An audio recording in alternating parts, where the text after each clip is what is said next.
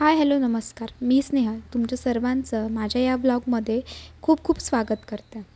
चला तर मग आज आपण जाऊयात एका दुसऱ्या निसर्गाच्या सानिध्यात. The hidden gem of Ahilyanagar part 2. आजचा दौरा होता अहमदनगर जिल्ह्यातील पाथर्डी या तालुक्यामध्ये. तर जाता जाता वाटेत अंजनीपुत्र तसेच पवनपुत्र बजरंगबली यांचं दर्शन झालं. बजरंगबलीचं दर्शन घेऊन पुढे निघालो तर हे डोंगरावर वसलेलं आहे मोठादेवीचं मंदिर, जे अहिल्यानगर जिल्ह्यामध्ये आहे आणि पाथर्डी तालुक्यामध्ये आहे. तर मोठादेवीची आख्यायिका आहे. श्री भगवान वृद्धेश्वर म्हातारदेव आदिनाथ गुरु सकल सिद्धांचा मच्छिंद्रतयांचा मुख्य शिष्य. मच्छिंद्रनाथांची संजीवन समाधी सावरगाव येथे, कानिफनाथांची संजीवन समाधी मढी, श्री क्षेत्र कानिफनाथगड येथे. याच भूमीमध्ये फार फार वर्षांपूर्वी नवनाथांनी जनात कल्याणार्थ शाबरी विद्या सिद्धीसाठी एक महायज्ञ करून भगवती महाशक्ती श्री जगदंबा देवींची आराधना केली. या महायज्ञास अनेक ऋषीमुनींना पाचारण केले. त्याचवेळी पृथ्वीवर महादुष्काळ पडला होता. त्याचवेळी पर्जन्यवृष्टी होऊन भरपूर अन्नधान्याची निर्मिती झाली. प्राण्यांचा चारा उपलब्ध झाला. लोक आनंदी झाले आणि पूर्णाहुती सोहळ्याच्या वेळी यज्ञकुंडात एक दिव्य शक्ती प्रकट झाली. तीच महाशक्ती श्री जगदंबा रेणुका माता. नवनाथांना वरदान दिले आणि जगत उद्धारासाठी तू याच ठिकाणी राहावे अशी आईस प्रार्थना केली.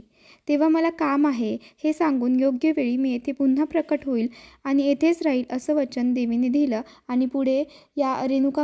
तर हे मंदिर डोंगरावरती वसलेलं आहे आणि आजूबाजूचा परिसर अतिशय सुंदर आणि प्रसन्नता निर्माण करणारा आहे. यानंतर आम्ही गेलो श्री क्षेत्र कानिफनाथ मढी येथे. तर येथील आख्यायिका अशी आहे की श्री नवनारायणांनी श्रीकृष्णाच्या आदेशाने वेगवेगळ्या नाथांच्या रूपाने अवतार घेतला. त्याचप्रमाणे श्री प्रबुद्ध नारायणांनी हिमालयातील एका हत्तीच्या कानामध्ये जन्म घेतला, म्हणून कानिफनाथ हे नाव पडले. कानिफनाथांनी धर्माच्या संस्कृतीचे रक्षण केले. नाथपंथांचे कार्य करत करत हिमालयातून दक्षिणेकडे आले आणि त्यांनी नगर जिल्ह्यातील मढे येथे त्यांनी फाल्गुन वैद्य रंगपंचमीला संजीवन समाधी घेतली.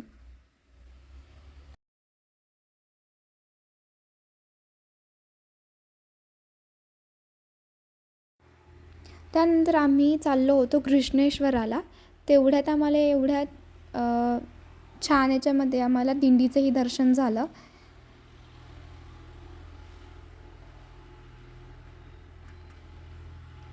तर हे आहे घृष्णेश्वराचं प्राचीन मंदिर. अतिशय सुंदर आणि आल्हाददायी असा परिसर आहे.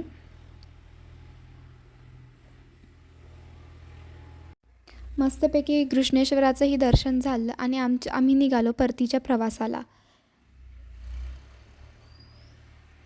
तर हा सर्व घृष्णेश्वराच्या बाहेरील परिसर आहे आणि जाताना दिसणारी आम्हाला ही दिंडी.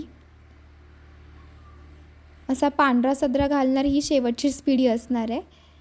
चला तर मग आपला हा व्लॉग इथेच संपूयात आणि भेटूयात पुन्हा पुढच्या व्लॉगमध्ये. तर तोपर्यंत बाय बाय.